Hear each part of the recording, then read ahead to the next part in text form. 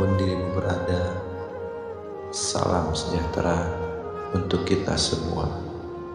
Rahayu, rahayu, rahayu.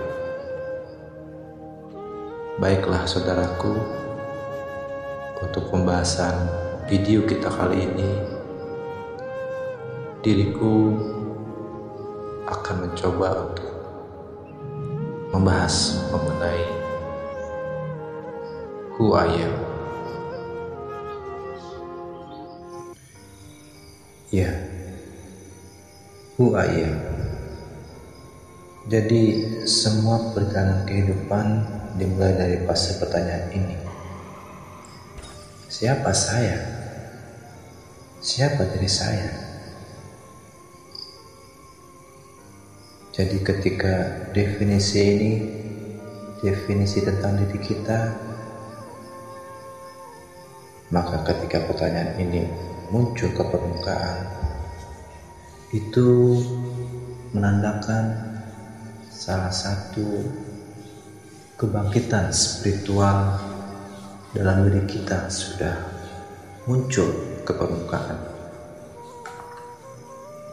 Jadi untuk saudaraku yang masih belum mempertanyakan hal ini, ya jangan sedih. Bukan belum dimulai, mungkin belum saatnya untuk melakukan perjalanan spiritual.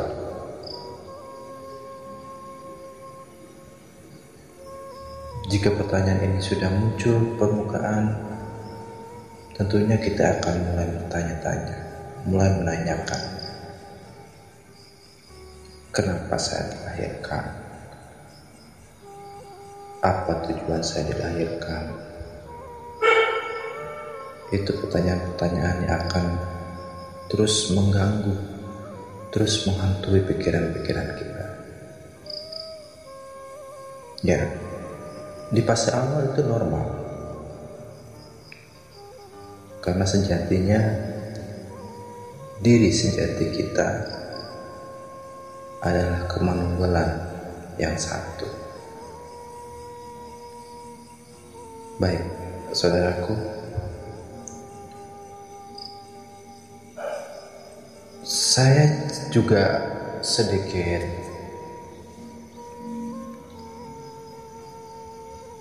membahas tentang siapa kita. Ini agak sedikit sulit.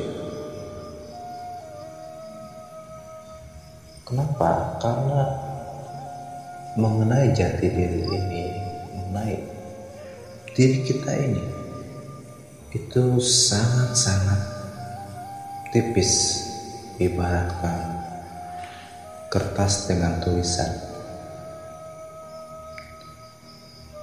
Baik, saya akan coba untuk menganalogikan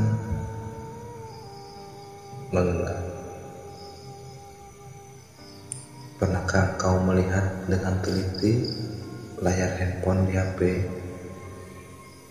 dirimu? Ya, layar handphone, ya, karena ini sesuatu yang sangat familiar. Saya pikir untuk di zaman saat ini setiap orang sudah menggunakan handphonenya, sudah menggunakan smartphone. Jadi ini saya analogikan handphone karena lebih mudah jika teman-teman bisa menyelami, bisa memahami lebih gampang, ya. Ya, mungkin teman-teman yang menggunakan komputer juga pada saat mendengarkan pemutar video ini, tidak apa-apa, sama saja. Yang penting monitor atau layar, ya. Saya anggap teman-teman, saudara-saudaraku semua sudah pernah, ya, pasti sudah pernah. Oke, lalu apa yang dinamakan layar? Jadi saya akan menceritakan sebuah analogi, sebuah kisah. Ya, anggap saja layar ini bertanya. Layar bertanya, apakah aku ini? Sang pemilik menulis di layar, engkau adalah sesuatu yang berwarna hitam. Kini layar sudah tidak lagi hitam. Ada sesuatu definisi yang menggunakan layar. Layar pun mulai teridentifikasi dengan diri. Jadi layar menyangka dirinya yang saat ini adalah yang berwarna hitam. Layar mengira dirinya berwarna hitam. Sekilas bertanya, apa sih yang berwarna hitam? Jadi layar bertanya-tanya, apa sih yang berwarna hitam? Jadi sekarang layar pun mulai mencari. Sang pemilik membuka gambar mobil berwarna hitam. Layar pun teridentifikasi, mengira itu dirinya. Dia mengira bahwa dirinya sebuah mobil, dan ia pun merasa puas.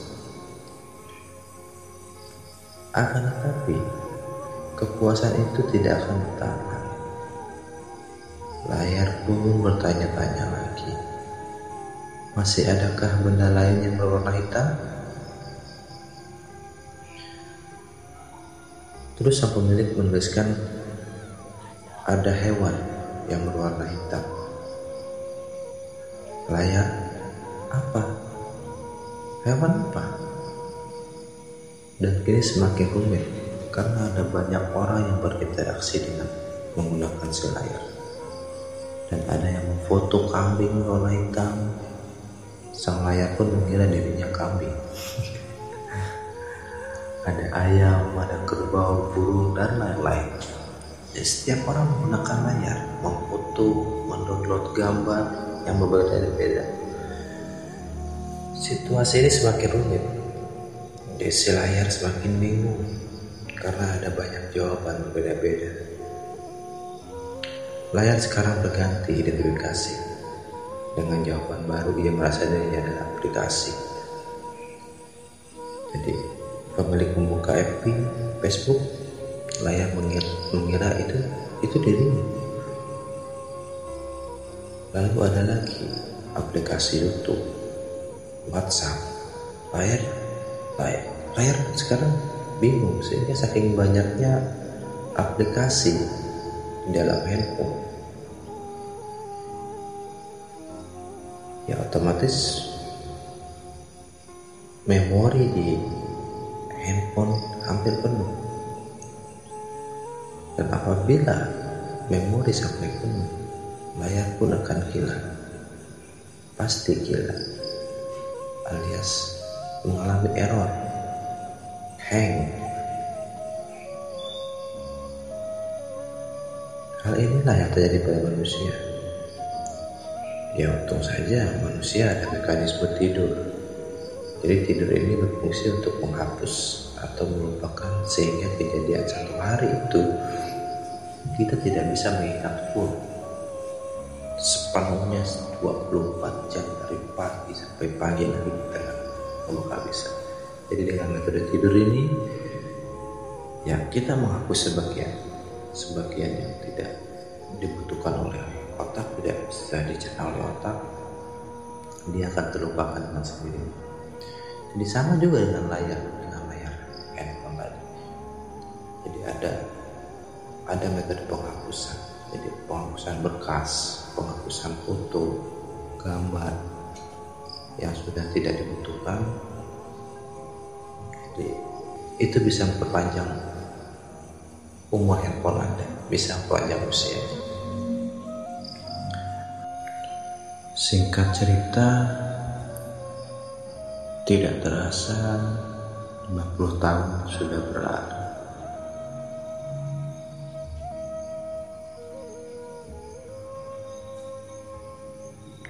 Jadi ada seorang guru pintar datang. Sang guru memberikan jawaban kepada si Layar. Layar, engkau adalah kekosongan, tempat segala jawaban, segala prasangka mengenai dirimu. Semua prasangka diri engkau hanyalah kosong. Engkau hanyalah kekosongan.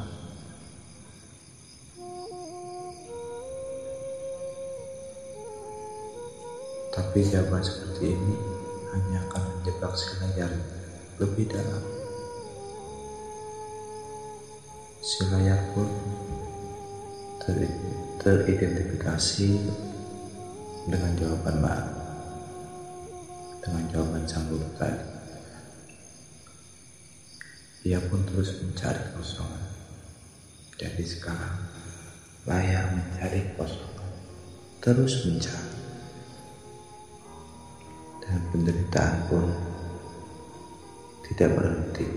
Layar menderita lagi.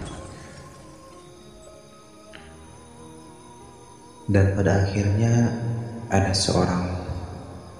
seseorang yang tercerahkan datang kepada si Layar. Seraya berkata, "Hai Layar, engkau sedang terjebak. Engkau sudah terjebak cukup lama.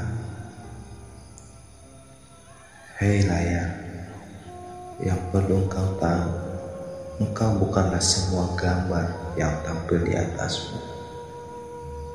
Engkau bukanlah aplikasi dan jawaban-jawaban yang tertulis di atasmu. Bahkan engkau bukan definisi dari jawaban atas diriku."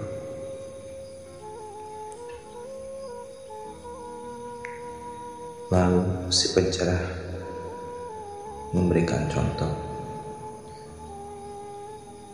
Sang pencerah mendownload sebuah aplikasi dan ia juga menuliskan suatu kalimat di atas layar. Lalu ia membiarkan sejenak.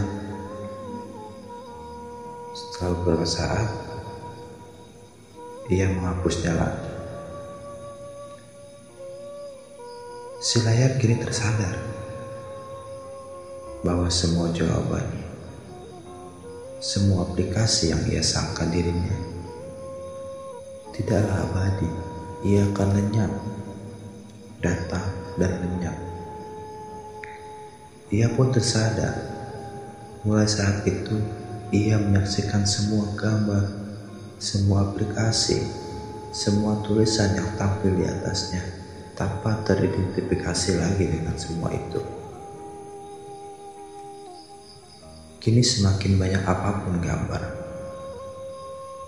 apapun aplikasi yang dimunculkan di layar, ia tidak terpengaruh. Karena kini si Layar sudah mengalami ketiadaan diri, non-definition, sadar bahwa ia bukanlah semua hal yang bermunculan di atasnya. Kini ia pun berhenti mencari dan selesai. Jadi, saudaraku, semua definisi adalah palsu. Ingatlah hal ini, semua definisi adalah palsu.